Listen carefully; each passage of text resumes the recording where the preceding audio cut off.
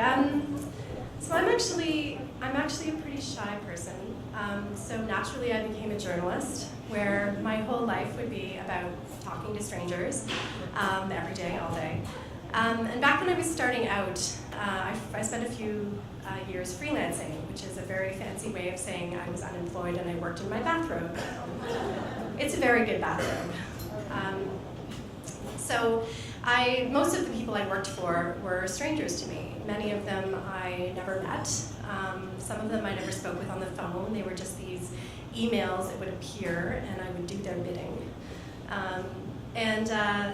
So it was fun for a while. And some of the strangers who I worked for were stranger than others. I copy edited a muscle and fitness magazine where I had to write delicate notes to my editor saying that abs that are jacked is a passive sentence. And it's true. And the word extreme under ideal circumstances does not begin with the letter X. So I also spent long late nights talking to this woman who I never met on the phone who had written this ebook that I edited about how to open up your own escort agency. And I had to sign a non-competition agreement saying that I would not open up my own escort agency for a period of at least 2 years.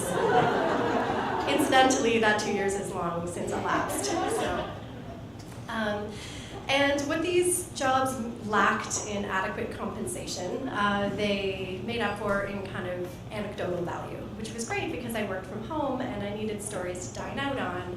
And ideally, not all of these stories would be about my neighbor and how he spent half the morning standing on his front porch horking into the garden. So the quirkier jobs were kind of good for that reason. And one of the jobs that I had was this man one day gave me a call, and he'd found my website, and he wanted me to ghostwrite a love letter. And I was like, that's awesome. His situation was that he had been married, and he had separated, and there were kids, and it was very complicated. And then he'd met this woman, and he'd had this very nice thing, and then it had ended. She'd ended it, and it ended badly, sort of fairly recently. And he wanted to hire me to write a letter to explain to her all of his thoughts and feelings and get some closure. And I was like, all right, I can totally do that. He's going to pay me. I'm going to have an anecdote, it's sort of vaguely titillating, and I feel like I'm using my powers for good. So, yay! I just asked him questions. I asked him everything I could think of. I asked him how they met. I asked them how they spent their first date, and what they liked to do together, and what she looked like, and what he found beautiful about her, and why things had ended. And he just told me everything. He just answered all my questions. It never occurred to him that he didn't have to answer all my questions. Because I think sometimes it's actually easier talking to strangers than it is talking to anybody else. And incidentally, it's also easier writing love letters for strangers than it is to write love letters for yourself. So when I sat down to write this letter, it came totally easily. It was, I just sort of sat and pictured this woman who he described and tried to write the letter that I imagined that she most wanted to receive in the world. And it was mostly subtle and elegant, and then there was a little bit that was way over the top and cliched, because everyone wants a little bit of that in a love letter. The person is barely constraining themselves from bursting into song, and just can almost completely contain it, but not quite. And I felt very pleased with myself, and I sent this letter off, and I was like, I could totally have this as a side business. I could just write love letters for people. And I already had a motto. It was getting bad writers laid since 2004. So anyway, I sent it off, and some time passed, and the phone rang. And he called me, and he said that she'd written back. He sent me the letter, and it was good. It was really good. It was so good that I actually thought that maybe she had her own ghostwriter, and that we're writing letters to each other through these two totally random strangers. But then he started asking me all these questions for advice, and like what should he do and how should he respond and like what should he say and should he write it as a letter or should he drop it off at her house and should he drop off flowers at her house and what color flowers, and I started to get a little bit uncomfortable.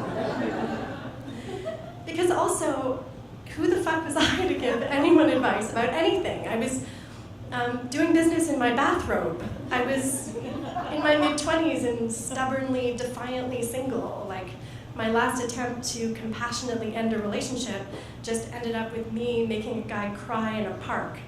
And the time before that, I ended an 8-month relationship over the phone after Christmas because I thought it was less of a dick move than spending New Year's together knowing that I was going to break up with him a week later. So I wasn't necessarily the best person to go to for this like complicated long-term relationship advice.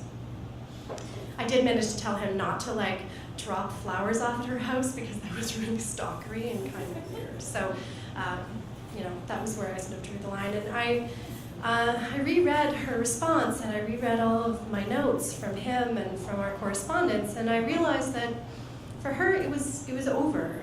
That they'd given it a good try and she, wanted something and he couldn't give it to her, and that was pretty much that, and that was going to be the case no matter how elegant my prose was, sadly. As much as I like to think that my writing could do no wrong, there was nothing that I could do about the fact that these weren't just some fun anecdote of strangers whose love lives I was rewriting. These were real people and with really complicated situation, and there's nothing I could do that was going to fix that. So I realized that I had to kind of break up with him. And he didn't cry, so I realized that even as a broke freelancer, I had to draw the line somewhere. And maybe this was it. I did wonder, though, if I kind of got out of the love letter writing game too fast. Realized that I've spent, parts of the last several years like rewriting my friends' dating profiles because getting bad writers laid since 2004. So, I still think about it from time to time if it's something I should take up again. So if anyone is curious later, don't be a stranger. Thank you.